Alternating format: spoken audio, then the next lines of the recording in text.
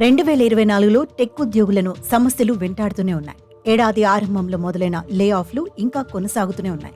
ఈ సంఖ్య ఇండియా కంటే అమెరికాలో భారీగా ఉంది. బడా కంపెనీల నుంచి స్టార్టప్ల వరకు అన్ని లెవెల్స్లోని ఉద్యోగులను తొలగిస్తున్నారు. ఈ లే ఆఫ్లపై అథారిటీ హ్యాకర్ ఓ రిపోర్ట్ విడుదల చేసింది. 2 నెలల్లోనే దాదాపు 193 కంపెనీలు 50,000 మంది ఉద్యోగులను తొలగించాయని వెల్లడించింది. మార్చి నెలలో ఇప్పటి వరకు 7 సంస్థలు 500 మంది ఉద్యోగులను ఇంటికి పంపించిందని పేర్కొంది. ఈ ట్రెండ్ ఇలాగే కొనసాగుతుందని స్పష్టం చేసింది అథారిటీ హ్యాకర్. దీంతో లక్షలాది మంది ఉద్యోగులు టెన్షన్ పడుతున్నారు. అంతేకాకుండా లే ఆఫ్ల గురించి 54.58% మంది టెక్ ఉద్యోగులు ఆందోళన చెందుతున్నట్టు రిపోర్ట్ వెల్లడించింది. టెక్ సెక్టార్లోని ఎంప్లాయీస్ మానసిక ఒత్తిడికి లోనవుతున్నట్టు తెలిపింది.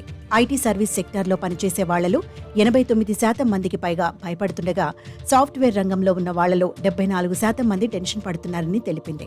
ఇక ఆర్టిఫిషియల్ ఇంటెలిజెన్స్ కారణంగా కొంతమంది ఉద్యోగాలకు ముప్పు పొంచి ఉందని స్పష్టం చేసింది. 72% మంది ఏఐ టెక్నాలజీ కారణంగా తమ ఉద్యోగాలకు భద్రత లేకుండా పోయిందని భావిస్తున్నారు. వచ్చే 5 ఏళ్లలో ఎప్పుడైనా తమ ఉద్యోగం పోవచ్చని చెబుతున్నారు. దాదాపు 48% మంది ఏఐ కారణంగా ఖచ్చితంగా ఉద్యోగాలకు ఎసరు తప్పదని అభిప్రాయపడుతున్నారు.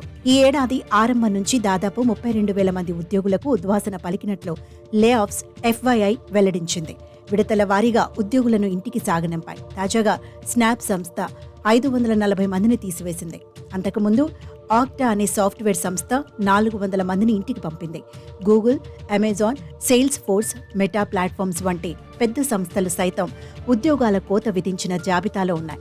UPS, Google, Microsoft, Amazon, sales force, meta, Accenture వంటి పెద్ద సంస్థలు కేవలం కొన్ని వారాల వ్యవధిలోనే వేలాది మందిని తొలగించినట్లు పేర్కొంది.